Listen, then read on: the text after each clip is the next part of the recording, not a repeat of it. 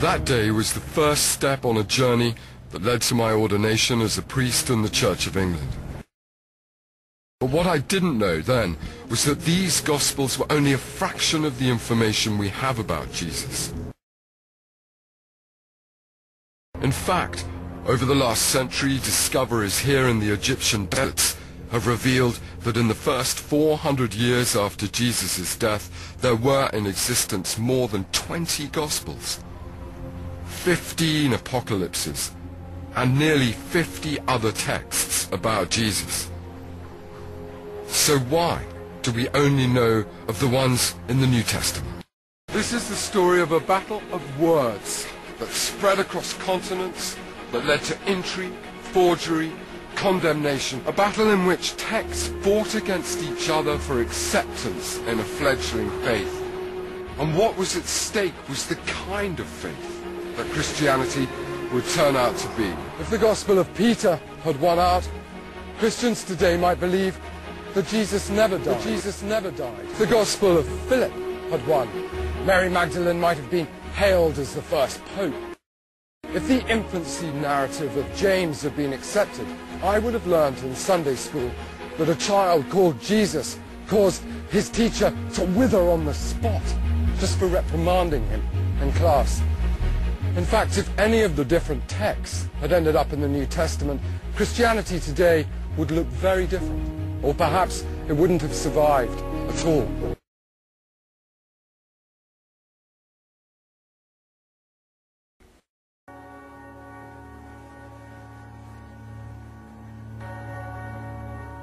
The New Testament, 4 Gospels, letters by the Apostles Paul, Peter and James, and the book of Revelation. It's a collection of texts that our society has taken utterly for granted as the books that form the basis of Christianity. Certainly this apparently perfectly ordered set of texts are those I've had to absorb. I've had to study since becoming a priest in the Church of England. But throughout all my theological training and all the conversations I've had with other priests and Christian academics, we've never really discussed, I never really knew about the countless other books that didn't make it into the New Testament. This film is the story of my journey to uncover this treasure trove of lost literature, and through it, the very different forms of Christianity it represents. What I've discovered through them is a religion far removed from the sanguine, organized movement I believed it to be. وجدت مسيحية تختلف تماما عن المسيحية التي هي موجودة في الكنائس اليوم. These lost Gospels were discarded by early church fathers as heretical, and they were left out of the New Testament. But I've come to believe that without them, we can't begin to understand the origins of the Christian Church. My journey begins in Egypt.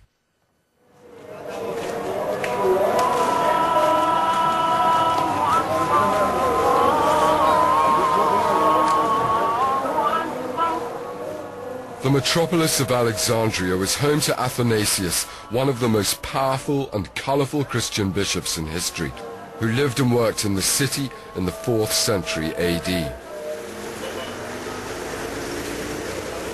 Described by one contemporary as a man whose face was radiant with intelligence, he wrote every year to all the Christians under his jurisdiction to tell them when to celebrate Easter. But in his 39th letter, written in 367 AD, he had something more controversial to say. What Athanasius included in his letter was a list, but not just any list. He named the 27 books which we now know make up the canon of New Testament scripture. And he made it clear, he made it very clear, that it was these and only these that the church approved of as scripture.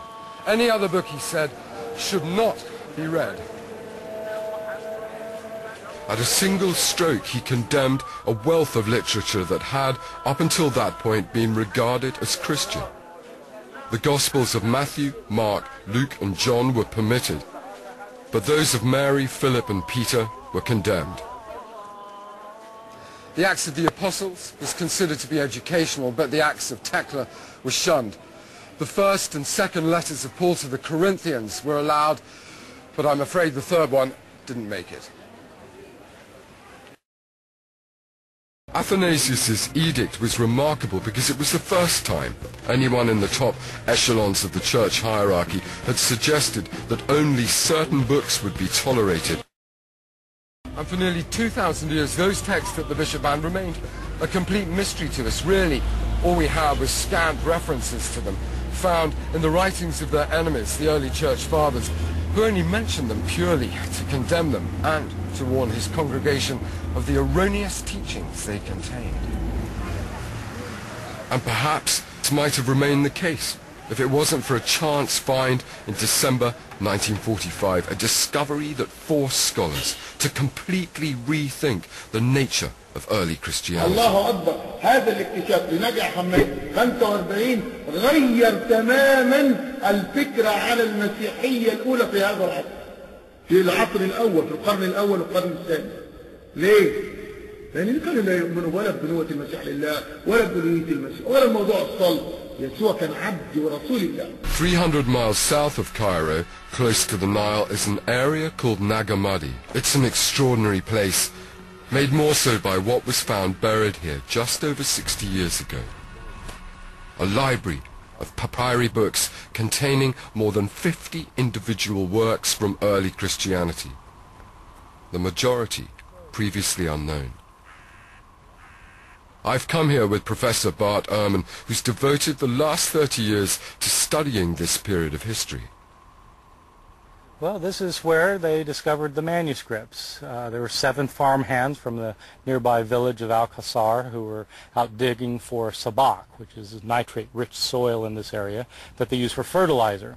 The 7 of them were digging near one of these boulders, and one of them hit something in the ground and uncovered it, and it turned out it was a skeleton. Next to the skeleton they found a jar, an earthenware jar, reddish color, that stood about 2 feet high. What was in it? And the jar was, they didn't know at first because the jar was sealed, in fact. There was a bowl over the top, and they were afraid to open the jar because they thought there might be an evil genie inside. And then after some reflection they realized there might be gold inside, and so they smashed into it with their mattocks, and there wasn't gold or genie. There were some codices, some books. The books form the most significant collection of lost Christian writings. The manuscripts date from the 4th century, but some scholars believe they may have been composed much earlier.